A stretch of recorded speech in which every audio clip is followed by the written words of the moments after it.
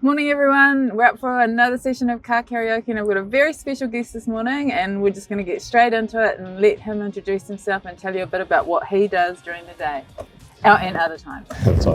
Cool, so I'm Grant Stuart, a resident of Hamilton, live in the Chartwell area, and by day I'm a school principal, and outside of that I'm involved in different community groups, and one of the main ones is the rugby and connections with the clubs and connections with the referees as well. Yeah, you're quite well known actually, I've got to say, in the rugby circles, but also in the school community. How long have you been a principal? Because you look a bit young to be a principal. That's a pretty big job. Yeah, a bit of responsibility. So probably the last, I think it's 8 years. 8 years? 8 years. Oh, so the school that you're principal at now is your first school? No, second school. So St. Peter's in Cambridge, the Catholic school out there. Yeah. And then obviously the current school. So yeah, that's fantastic. What do you love about Hamilton? You sort of did touch on a few things, but you know, what do you love? I think at the moment it's a very family-friendly city, and the fact that it's a great place to raise kids. We've got some really cool schools, really cool playgrounds, and the amenities as well. You've got a university in town, you've got a polytech in town. Yes. So it's nice. It's big, but it's not that too big. You've got your shopping centres, your sporting facilities, yes. And that kind of thing. So, like some of the regional towns and stuff, you've got a lot more for the kids to keep them occupied, and you've got that sense of community as well. Yeah, absolutely. So, Hamilton is the fastest growing city in Aotearoa. What do you think? Do you have any thoughts on how, because we are going to continue to grow, how we might retain some of that local? Yeah, I think that's the big problem at the moment is that the city's going through growing pains. And we need strategic leadership to ensure that we maintain what's special and unique to Hamilton. Ah, cool. I think that a big issue moving forward is the high density housing, particularly around the existing suburbs. I think there's some places and subdivisions in Cambridge who have a really good model. So you've got to have some high density housing and some low density housing in a subdivision, so that then it's not forced upon the residents. Because you look at around here at the moment, we're driving around Peach Grove Road and Hokanui Road, and we're about to go past this 3-story building up here.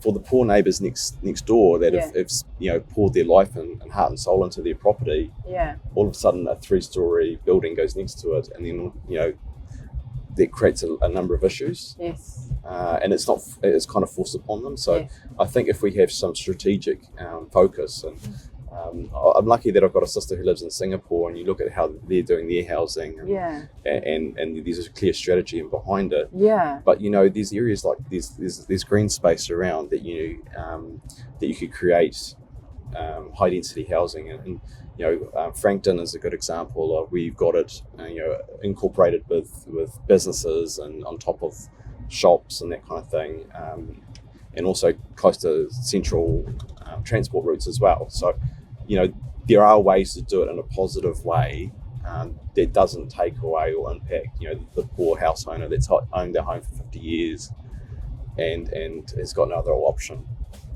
Wow, and you know what? This is exactly why I'm having these conversations in the car. This is exactly why we're doing this. I was not that was a random question. Yeah. And I was not expecting that level of insight. You've obviously thought about it. Yeah, well, it's on top for us because we see in a school environment too. We see these kids that live in these houses that don't have a lot of in the high density areas, they don't have a lot of green space. So, therefore, back in the day when we would run around in the backyard, that doesn't really take place anymore, and so it creates a lot of social issues as well. And by where our school is, there's high density housing, and it's creating social problems as a result. And if you go through around by the university, you can see, is this the kind of city we want? Yeah.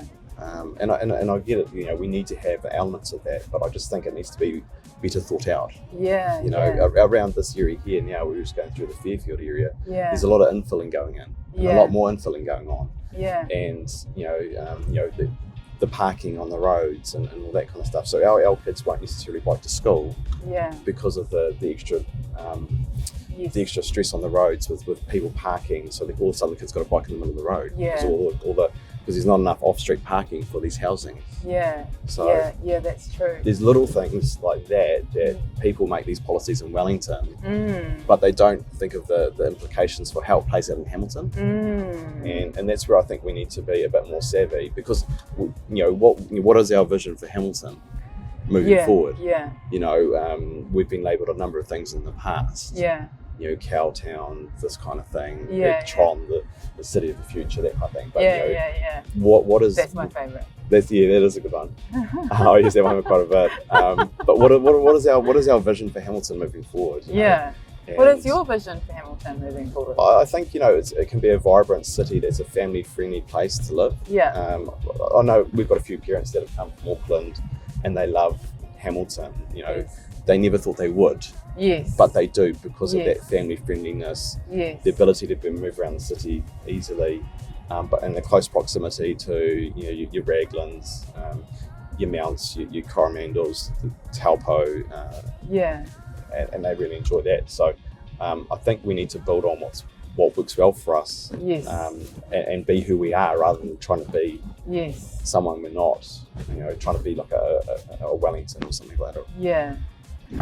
All right, we're going to shift gears a little bit, and so a question for you is, do you have any thoughts around local government or elections, anything that sort of touches in that area that you'd like to share?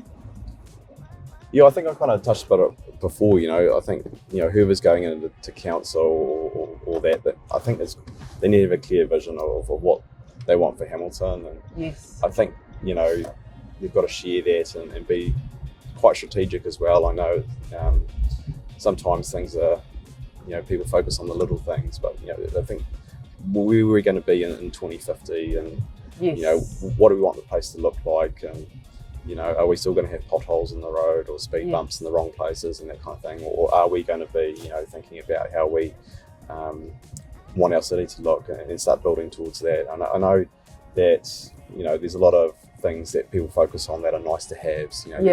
We probably need to focus on what's essential. And I was paying my rates last night, and they've definitely jumped substantially from what I originally was paying. And there's a lot of people out there that would struggle to afford that.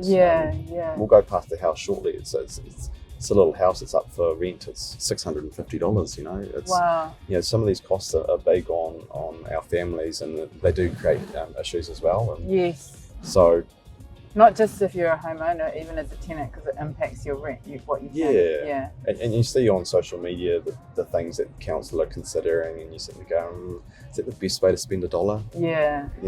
And the ratepayers, we there's only so much money we get per year. And sometimes, to hand that back and to see it not necessarily being spent in a fiscal responsible way, it's sometimes hard. So, in our job, every dollar we spent is accounted for, and we've got to be very careful on how we spend things. So I think, when we're talking about also too, water meters coming in potentially, that's huge as well. So a few big things coming up. So just listening to you, there's a balanced approach required. So that kind of sense of community, that social cohesion and well-being, alongside financial responsibility, making sure value is coming back to the people, understanding the context within which all of this is happening for our families. Is that kind of exactly reflecting that back well? I think it's a good summary. But the important part, I suppose, is have your say, because you might end up with things being imposed on you that you didn't want. Exactly. If you could have dinner with anyone, they could be alive now, or they could be already passed. If you could have dinner with anyone, who would it be? Oh, that's a good question. It's a really good question, eh? Yeah, there's so many cool people that you could have dinner with. There's some really cool leaders that are around that I'd find quite interesting having dinner with. I follow a lot of Simon Sinek stuff, so he'd be quite good to But you know, someone like Barack Obama, you know, would be pretty cool too. Yeah. Yeah. There's lots of good possibilities here. Gee, maybe I'm a bit shallow because I chose Tupac. Oh, really? Mind you, he was deep. He was a bit philosophical. He was. Yeah. Now, last question. Do you have like a go-to song at the moment that gets you charged or pumped? Or if you don't have one, like, do you have a favourite song of all time? Like, yeah, it kind of changes from week to week. The one at the moment that's it depends on the mood and whatnot and the vibe. But you've got kids, eh? Yeah. Don't tell me it's Baby Shark. No, I think it was about last month. That one, but there's it's on it's out of a movie actually. Oh yeah. And it's out of the Hairspray movie, and my daughter and I she just starts dancing, and I dance along with her, and it's quite cool. What is it? You want to know too, don't you? Yeah, this is worth the wait. It's worth the wait. It's music. Here we go. Here it's it worth is. the wait, he says. How old's your daughter? You can't stop the beat. You can't stop the beat. Yeah, so it's got John Travolta, Queen Latifah, and all those guys. Oh yeah, no, you got to sing it. I can't sing it, no. But then she'll just start dancing along to this, and she knows some of the words too. So for a 3-year-old. We're going to get him back to dance. You heard it here. Thanks, guys. See ya. Catch you soon.